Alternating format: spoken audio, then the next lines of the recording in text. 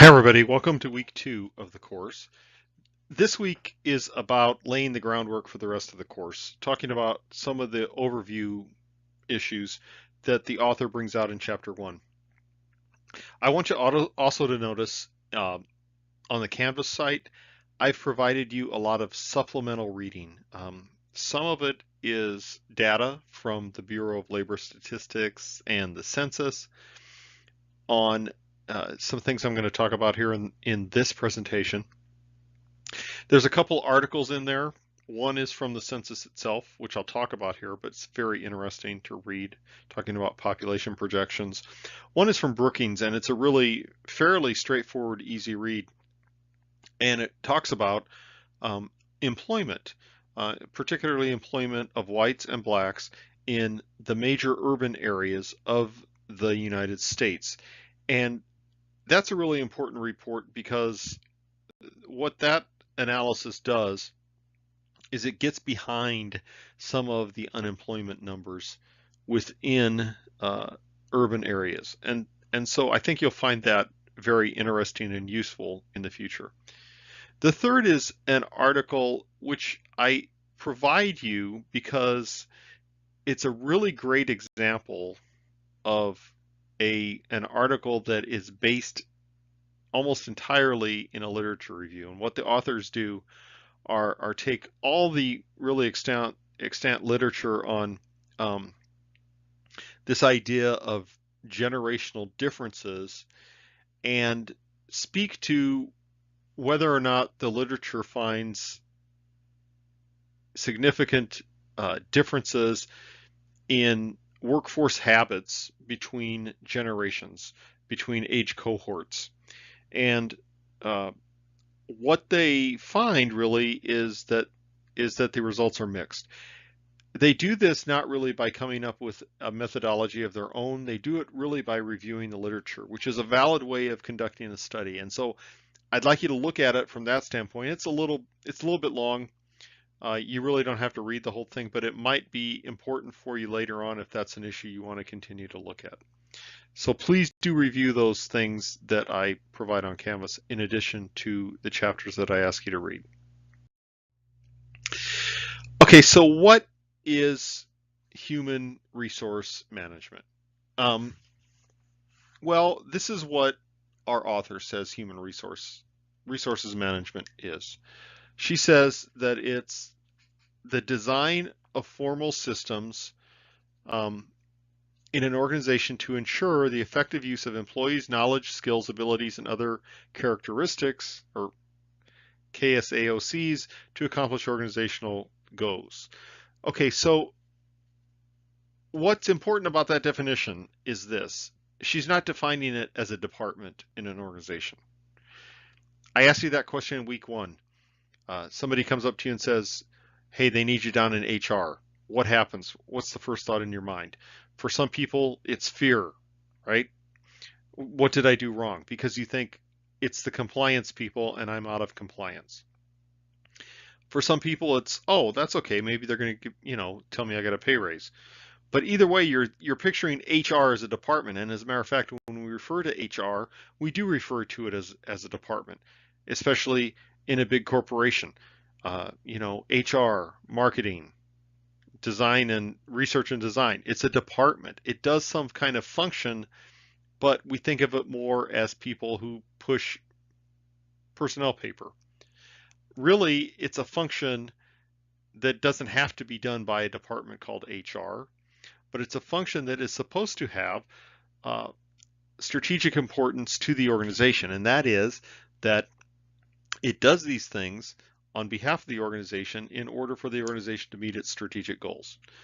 So the HR effort in that second bullet does concern I would put the word strategic in front of that. The strategic recruitment, selection, training and development, compensation, benefits, retention, evaluation, promotion, and labor management within the organization. So yes, it's a function and there are activities involved in all those things there, but it truly is supposed to be a way for the organization to continue to meet its goals.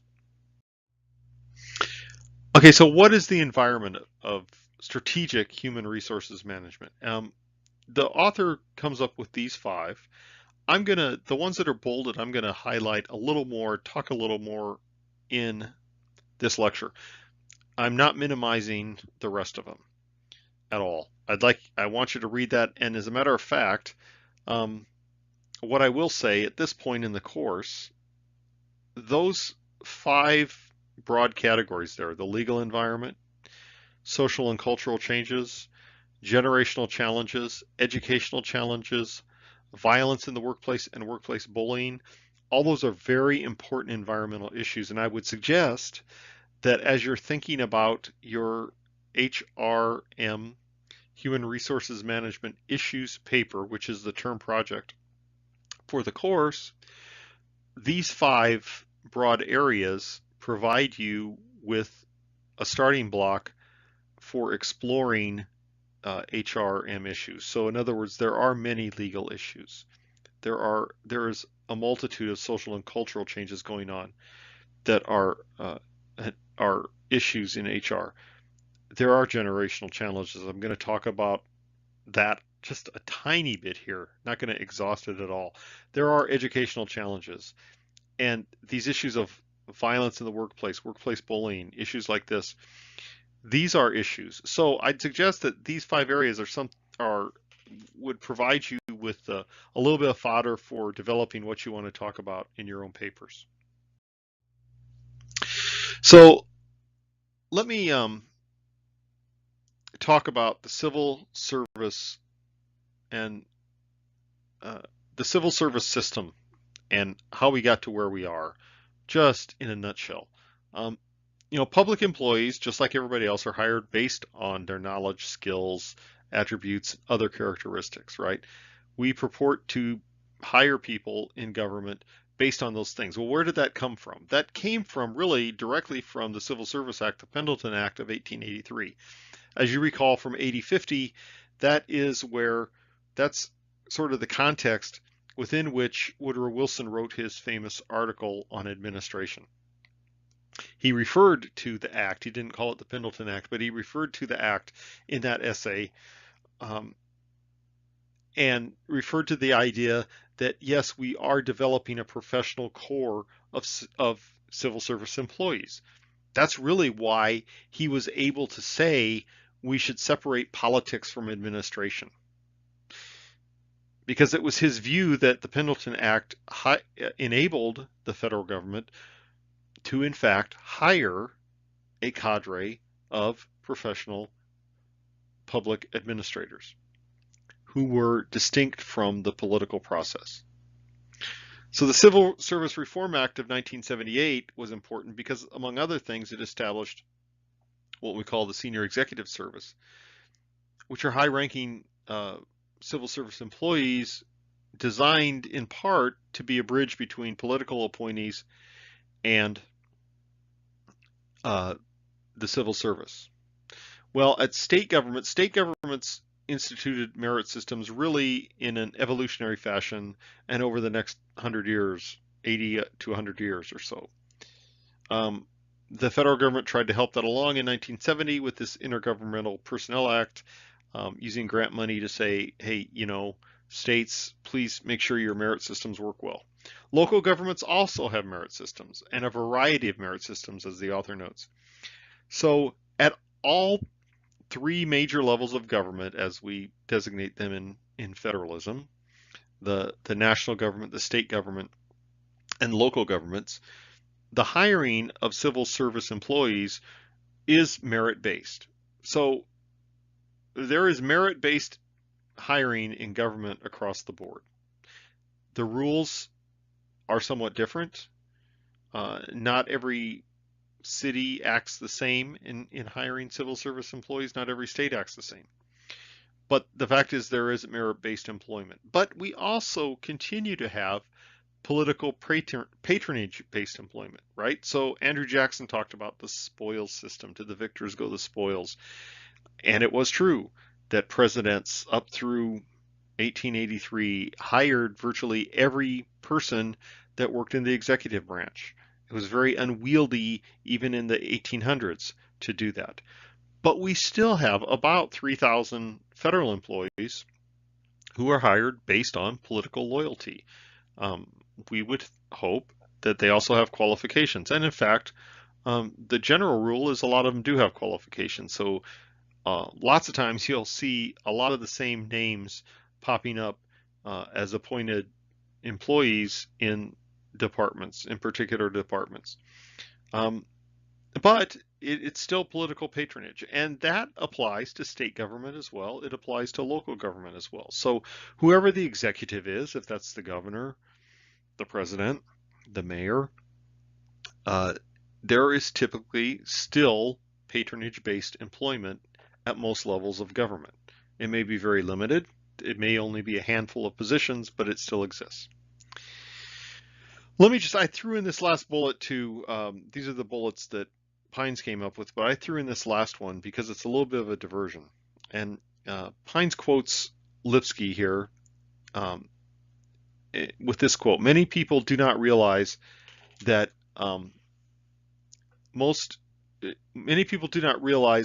rather than depending mostly on private charity and volunteers, most nonprofit service organizations depend on government for over half their revenues."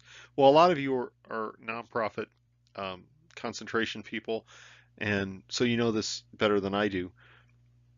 But we have something of a view of nonprofits within our popular culture, which says that nonprofits are, for lack of a better term, a lot of do-gooders who are constantly going about asking for donations so that they can help other people. Well, in fact, a lot of nonprofits depend directly on government. And a lot of their revenue, if not most of their revenue, comes from government. And a lot of the time that's in the form of contracts, but a lot of the time it's in the form of their business services that they provide. So when I refer to that, think of nonprofit hospitals. So large nonprofit hospital corporations, such as the Methodist hospitals, CHI hospitals, Kaiser hospitals, all these hospital systems that operate in the United States, many are nonprofits. They make their revenue from patients, but most patients aren't cash paying patients, obviously. Most patients are insurance company paying patients and Medicare paying patients and Medicaid paying patients. So a lot of the revenue comes from the government. So, without those programs, those hospital systems would not exist, or they'd exist in some very different form. So it is true that nonprofits do seek donations. Many nonprofits seek donations, and a lot of us give to those nonprofits. But it is not true that that's their only source of revenue. So I said I was going to talk about some of the environmental areas, and indeed I am. So I'm just going to focus on a couple here in this lecture because I think they're important and interesting, and I think they're going to change the way we do human resource management within government organizations and nonprofit organizations. So I gave you a report by Vesper, Armstrong, and Medina, who work for the U.S. Census. It's called Demographic Turning Points, and this is really interesting because it describes population projections through the year 2016 in the United States, and based on the research that the Census Department does, the Census Bureau. So the first major bullet is that population of persons over 65 will continue to increase. I think most of you know that. By 2060, nearly 1 in 4 persons will be over 65. 25% of the population in the United States, thereabouts, will be over 65 years old. That's phenomenal, actually. By 2030, most of those people who are in the so-called baby boomer generation will have turned 65, but the population over 65 will continue to increase. People will continue to live longer due to increased life expectancy. So therefore, there will be more people over 85. Um, so that means something very particular for government. It means the old age dependency ratio, which is a ratio of the person's 65 and over divided by the person's 18 to 64. So 18 to 64 are so-called working ages. So that old age dependency ratio will increase to about 41%. Why is it called dependency ratio? It's called dependency ratio because Social Security and Medicare are basically generational redistribution programs. Yes, it is true that all of us pay a payroll tax. We pay into Social Security. We pay into Medicare. I do too. However, if you and I live to the life expectancy that is current right now, if I live to about 84 years old, if you live into your 80s or possibly 90s, you will have long since been given more money back in Social Security and Medicare than you ever put into it. So that's why it's called a dependency ratio, because the persons working are supporting those who are retired and generally not working, though some are. Meanwhile, the youth dependency ratio, which is just the opposite end, so it's the working age people providing for their own children and other children through various programs like schools, for example. The youth dependency ratio really stays relatively steady due to lower birth rates. So it's close to about 34% right now. It's going to be around 34, 35% by 2060. Another important point from this report is that international migration will become more of a driver of population increase as compared to so-called natural growth. So natural growth really is just births minus deaths. So the population will, if there's 100 births in year 2018 and there's 60 deaths, then the population increases by 40 in that natural way. However, international migration will become more of a factor, meaning more population will be added year on year through 2060 based on migration than based on natural growth. The foreign-born population will increase to about 17% by 2060. So it's around 14% right now. It got to about 14 or 15% at the turn of the last century. And so it will go up to about 17% by the year 2060. Meaning that and some other things, by 2060, the population will be more balanced in terms of racial qualities. So non-Hispanic whites will be about 38% of the population. Hispanics will be about 32% of the population, blacks about 16%, which is about what that number is right now. Asians will be about 8%. Meanwhile, persons declaring as, and I say that declaring as because in the census, that's what you do, you declare as a certain race, will be the group two or more races will be the fastest growing single group of any of those percentage-wise compared to the growth rate of itself.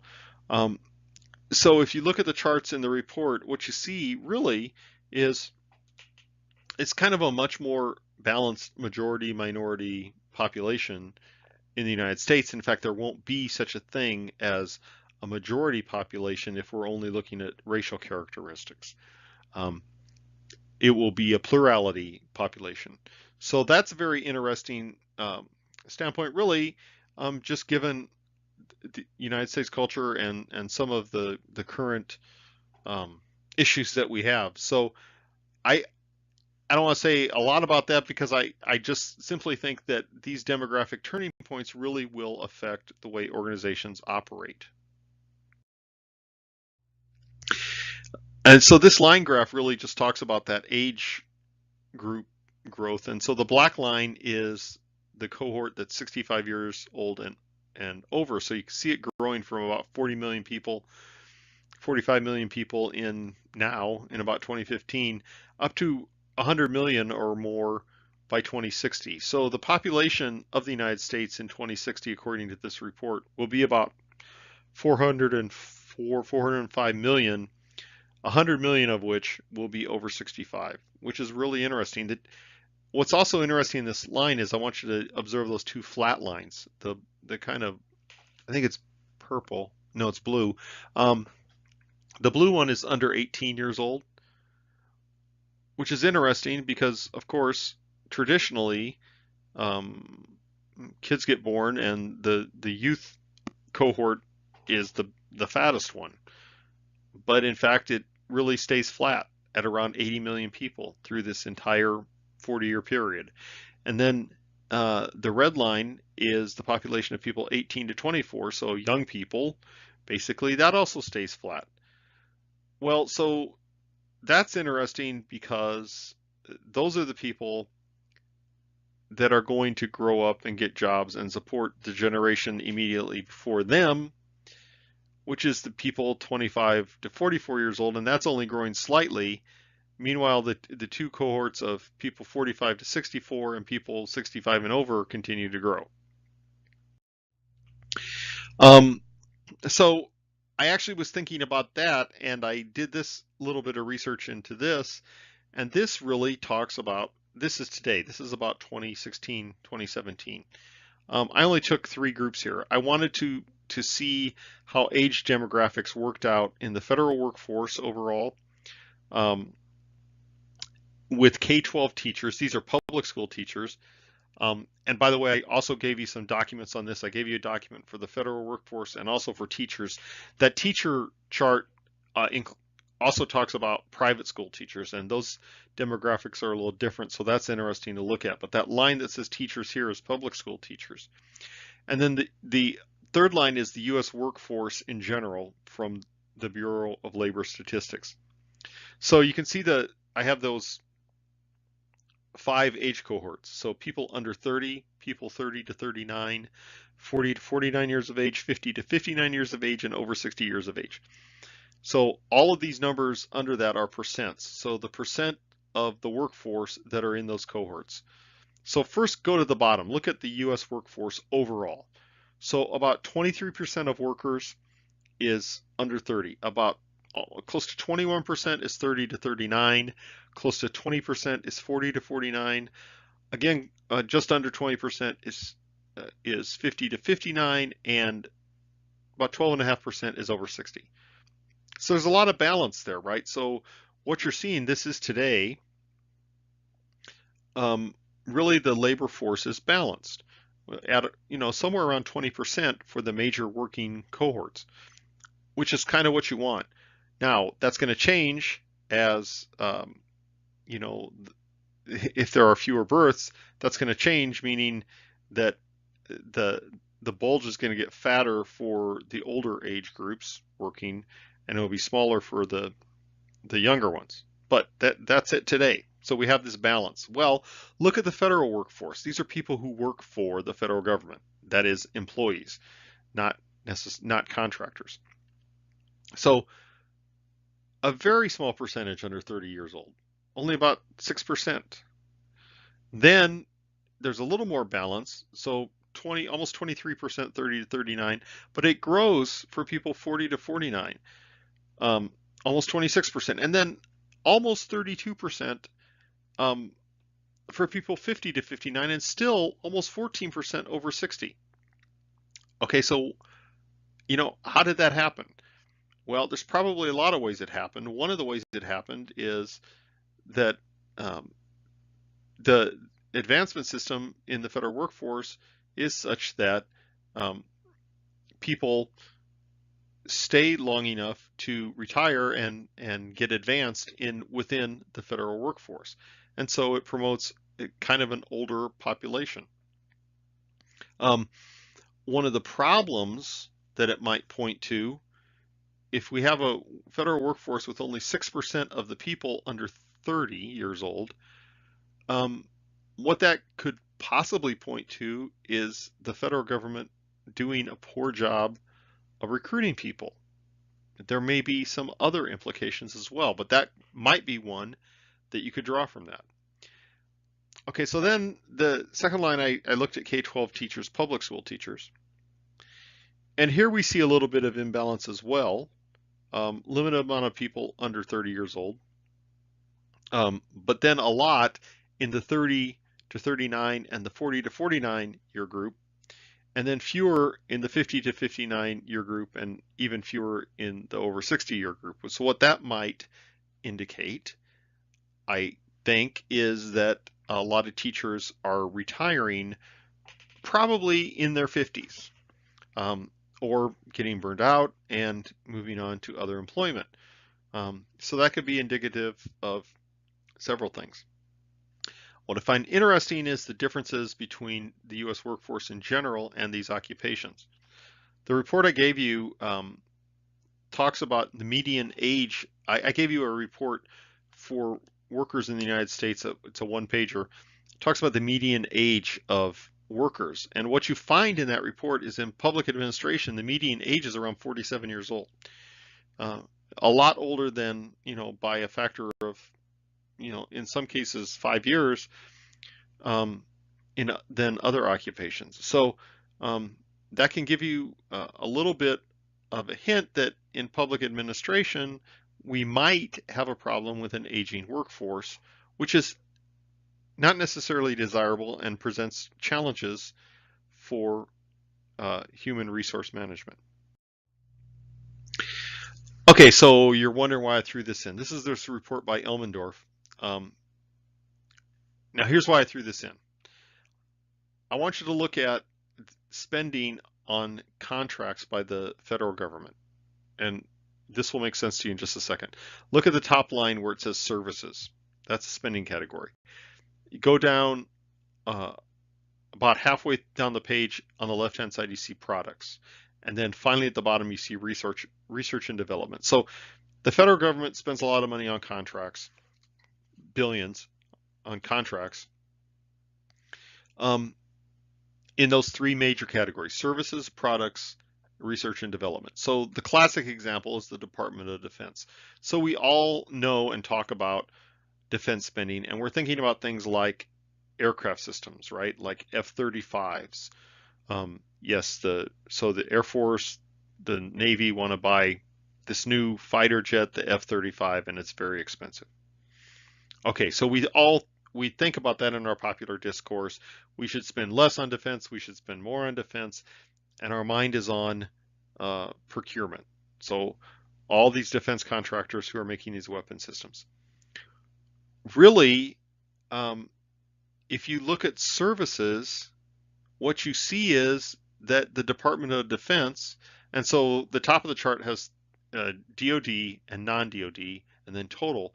The Department of Defense spends almost as much on service contracts as it does on those weapons. So the year 2000, 69.8 billion, 78 billion in products. The year 2012, almost 151 billion in service contracts, 176 billion in products. These service contracts are actually hiring people to do professional work that employees and military people in the Department of Defense are doing. If you go over to DoD, it's kind of the same thing. Service contracts are let to allow these agencies in government to do essentially staff work, but do it through contracts. So what does that mean? Go back to this chart that I showed you in terms of age demographics in government. Does the reliance on service contractors mask a lack of strategic human resources management? In other words, does the federal government have a really hard time hiring the right people for the right jobs to do those things? Or alternatively, does it indicate a highly flexible management of vital resources? They hire service contractors to do a short-term job, and they get in and they get out, and that's it. I don't know the answer, but that's another issue that might be worth exploring for someone. So the last thing I kind of want to hit in detail is this idea of generational differences, because we all talk about it, right? So we all talk about the 4 generations in the workplace, the 4 or 5 generations in the workplace. There's always 4 or 5 generations in the workplace. If we think of the workplace in those terms. So we've popularized some of these terms. So we've had one generation or cohort called the maturers or the traditionalists. So these are the people that fought World War II, born 1922 to 1945. A lot of them fought World War II. So most of these people are out of the workplace. These people were sometimes called the quiet generation. And then there were the daughters and sons of those people, the so-called baby boom generation. And actually, so the baby boom generation isn't just a name we hung on somebody. It's an actual look at birth rates. So it is, in fact, simply a fact that a lot of the people who fought in World War II came home, started families, and had a lot of babies. Birth rates had actually gone down in the 1930s through World War II, and then post World War II, there were 18 million, mostly men, in uniform during World War II. Many of them came home and started. Most of them came home.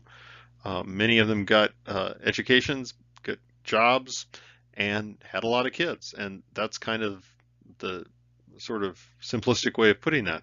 But this baby boom generation was born from 1945 to 1964 and became a very large generation that is now starting to retire. It will continue to retire through about 2030. Then there's the so-called Gen X generation, which, there's a famous book about Gen X in the 1990s, and, typically was represented somehow by grunge rock. But so the Gen Xers were born 1965 to 1980. And then the so-called millennials, which many of you are, was born in the years 1981 to 2000. And now we have this called Gen Z generation, born around in the late 1990s or around the year 2000 and after. So people really who are entering college right now. A lot of people in the so-called Gen Z generation are starting their work life. So we have 4 or 5 generations in the typical workplace. Well, so what? Do they think differently? So in the text, Pines talks about this, and this is based on research or assertions some people have made. The baby boomers, for example, they demonstrate a more easy acceptance of organizational rules, and they have a lower expectation of things like work-life balance. They might be motivated by recognition of their experience. So, it's important to tell a baby boomer that, hey, I really appreciate your expertise in this area. Can I tap your brain for tips on how to do this? That's motivating to them, theoretically. The Gen Xers supposedly are more results oriented. So I guess we're thinking of people like Steve Jobs. They're less comfortable with established procedures and have a higher expectation of work-life balance. They might be motivated by a more flexible work environment, things like flexible hours, telecommuting, those kinds of things. And then the millennials are supposedly much more comfortable with technology, which they've grown up with. And so therefore, sorry to all of you, this is what Pines mentions, have shorter attention spans, and are likely to prefer working in collaborative settings and are motivated by learning and development opportunities. So if we have just these 3 generations in the workplace, how do we as managers handle that? So on top of that, we have these trends that are actually just going on in society that act as compounding variables in that equation. We have increased use of new technologies. We have an increased expectation overall of work-life flexibility. We have increased expectations for continual development. We need to find new ways to reward and motivate employees. We need to find ways to engage the entire workforce, and we need to increase emphasis on innovation.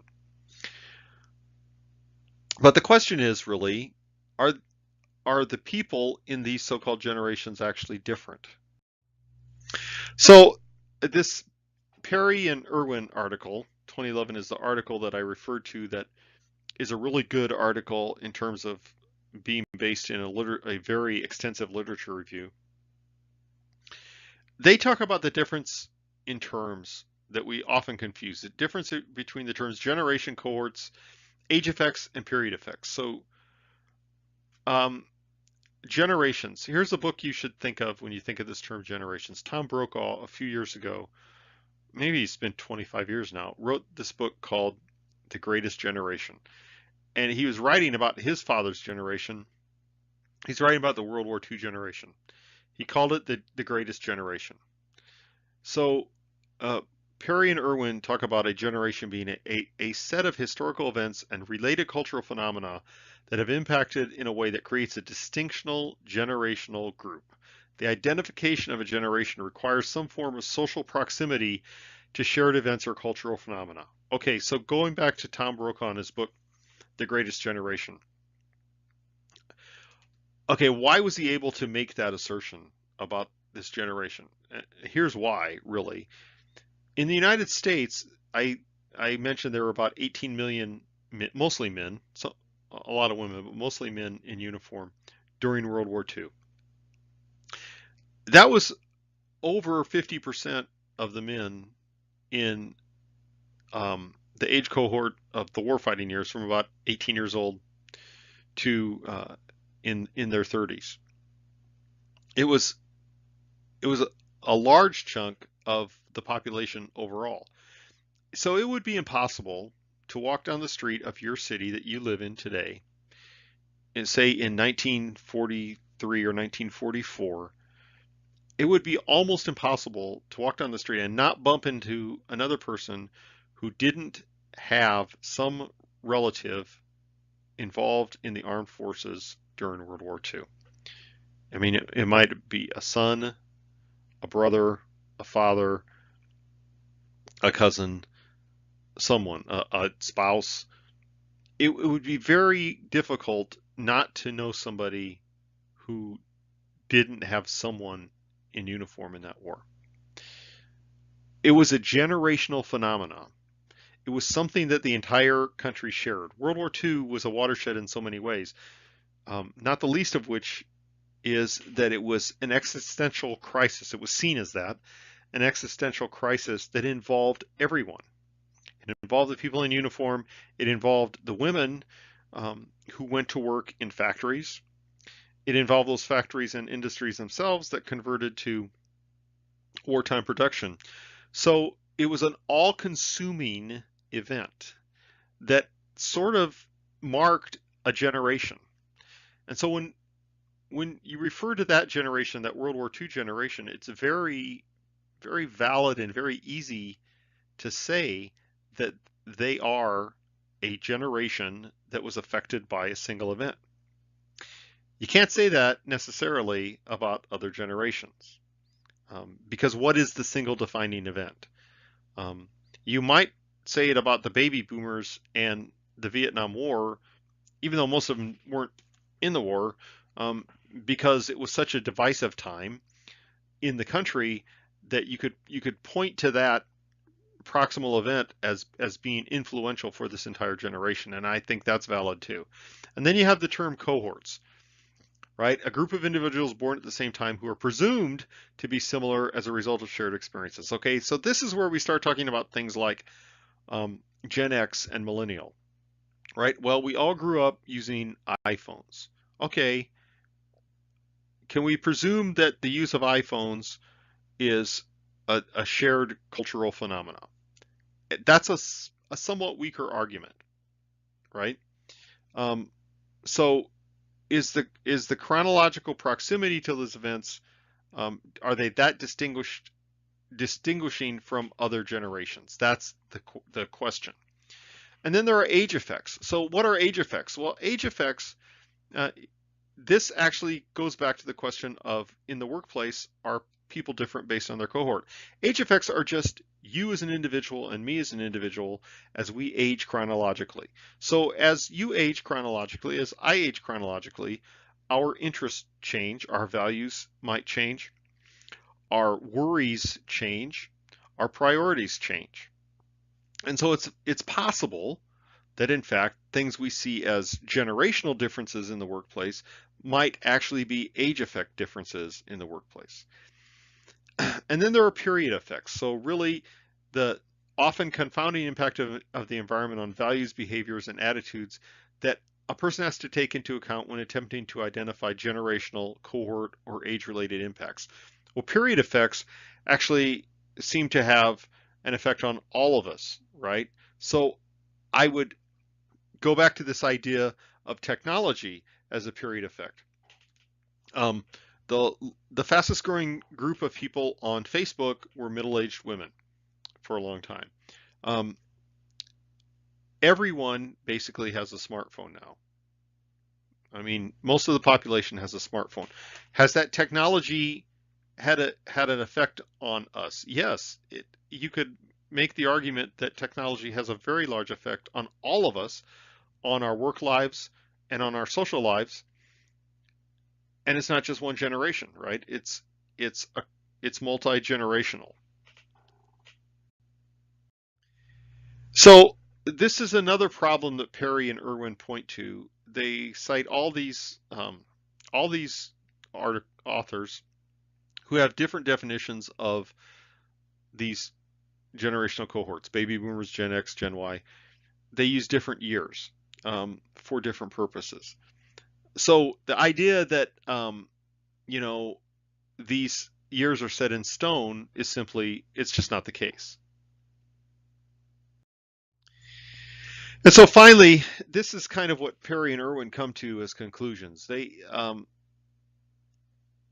there discernible differences between cohorts, and can managers both understand and exploit these differences?